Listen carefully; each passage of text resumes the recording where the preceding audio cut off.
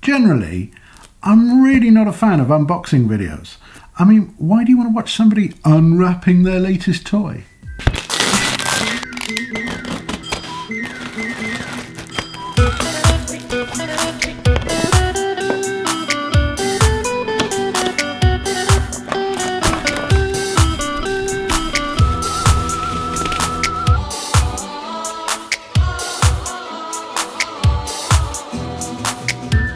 Thing is, this is a really nice box.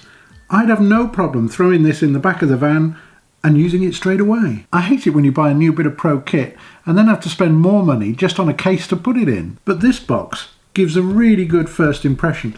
And look, you even get a little box just for cables. The Zhiyun Crane 2. Still a bit of confusion over the version 2 of the Crane 1, but this is a chunky version. A lot bigger, holds a lot more weight. I don't know why they call it the Crane. It's not a crane, it's a gimbal. And first, a quick history of the gimbal. Remember Vincent Laforet? He's the guy that showed us what the Canon 5D Mark II could do. Reverie went viral and played a part in changing our whole industry. But what many people don't realise is Vincent played a part in promoting the very first handheld gimbal, the Movi from Freefly. This was also a game changer. It was a brilliant idea and no coincidence that it came from a company making drones. Steve and I looked at the very first model, the M10, and it did have a few problems. But the size and weight meant it was most comfortable to carry at waist height. So lots of shots of people's belly buttons instead of an eye line.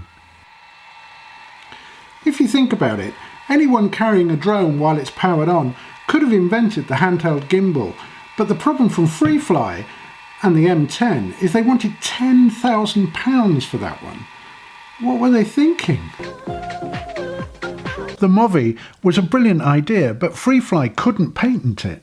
It was just a new use of existing tech, and at that price they were going to have a lot of competitors. The biggest one, who were already making drones, was DJI. I really hate the Ronin.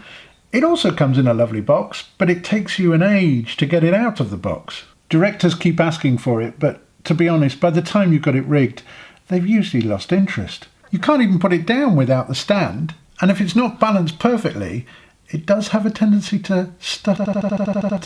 Then there's the Osmo. I don't know many cameramen who didn't buy one of these. It's basically just the camera off a drone stuck on a handle for a great price. The trouble is, the camera is rubbish. Way too much. Let's be honest, unless you're shooting with an Alexa Mini or a Red Weapon, a handheld gimbal is probably the way to go. Most guys I know want to stabilise things like Sony A7S or Panasonic GH5. They want to do that quickly and easily. So the question today is the new Zhiyun Crane 2 the way to go? As soon as you open the box, you can see that this gimbal oozes quality. It all feels really well engineered and very solid.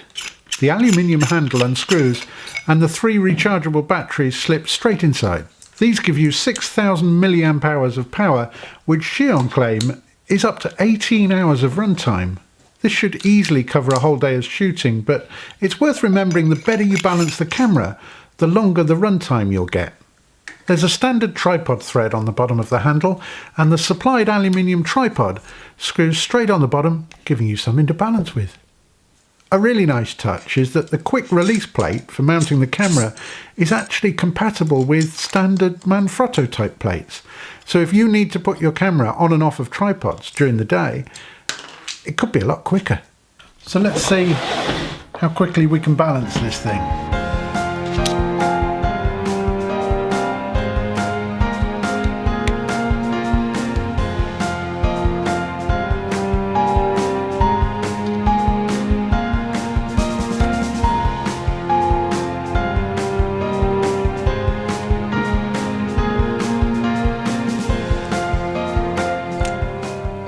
Well, that took almost 3 minutes, but to be honest, it was the very first time that I've tried to balance it with my GH5. Really good tip. If you're going to use your camera with the monitor extended, try balancing it with the monitor extended. I think if I was using this every day with my favourite camera, I'd probably scratch on little marks at the balance points, so at least I've got a quick go-to position to start the balancing from. I reckon I could halve that time easily and probably get it down to about a minute to be up and running out of the box. Unfortunately, when it's all balanced up, it won't go back in the box. You have to compress it a bit to get it back. That's a shame, but a minute? Easy done. There's a USB socket on the top arm here, and Zhiyun actually supply the cables to allow you to connect Canon, Sony or Panasonic cameras directly to the gimbal. You can then control a lot of the camera functions from your thumb. I haven't bothered with my GH5 because it's not really supported yet, and the touchscreen is really easy to use. There's the on-off button, which doubles up as a shutter control, the joystick, a button for changing the modes, and a combined wheel dial button thingy, which will go through the menu and also control autofocus if your camera supports it. And you can see exactly what's happening with a really clear OLED screen. The large focus wheel is really nicely damped. Unfortunately, it only works with Canon cameras at the moment. I've tried it with mine and it works really well.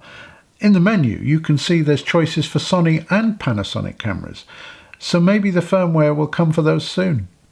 Zhiyun claim that this gimbal will carry 3.2 kilograms, and that's huge in gimbal terms. The motors certainly feel up to it, and that pretty much covers every DSLR lens combination you could possibly want to use with a gimbal. One really nice touch, if you're not in a follow mode, you can actually push the motors directly and position the camera by hand. It could be quicker than using the joystick. But enough of all this talking. What we really want to see is, does it make your shots smooth? Looking smooth, Mr. Ream. Yes, we are, Steve. About to hit the market.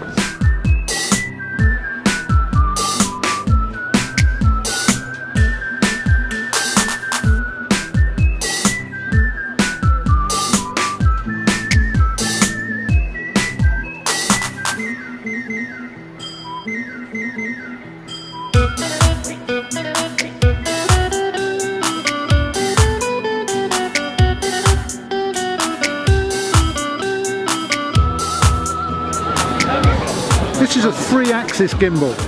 That means it'll do the pan, the tilt and the roll, but what it won't do is the Z-axis. The up and down motion we all do when we walk.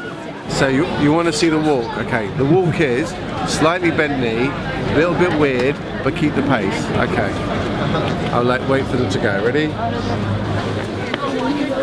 You need to have an arm like a Steadicam arm. Think of it a bit like carrying a cup of coffee up and down stairs without spilling anything. So you need to treat the gimbal a bit like a really hot, steamy cup of coffee. Ooh, That's good coffee. that is good coffee. So a really good tip is to get some foreground, because then you don't actually have to move the camera very much, but the effect is sort of magnified. It's really useful leaving the tripod on the bottom all the time, because like this, it's a handle. You want to get a bit of perspective as you come past to help motivate that shot. If you haven't got any foreground, you've just got a wobbly wide shot.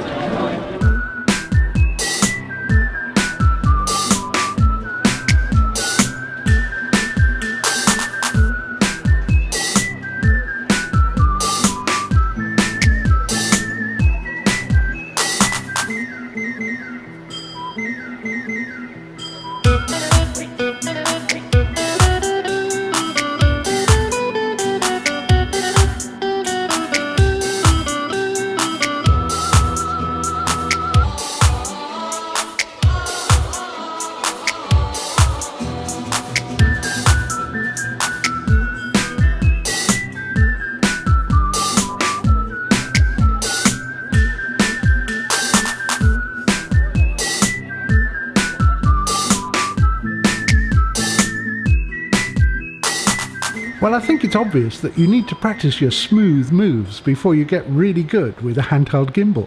Having said that, I have tried a lot of different makes, and this new Zhiyun Crane 2 is definitely my new favourite. It's very good value, and it comes with a lovely box.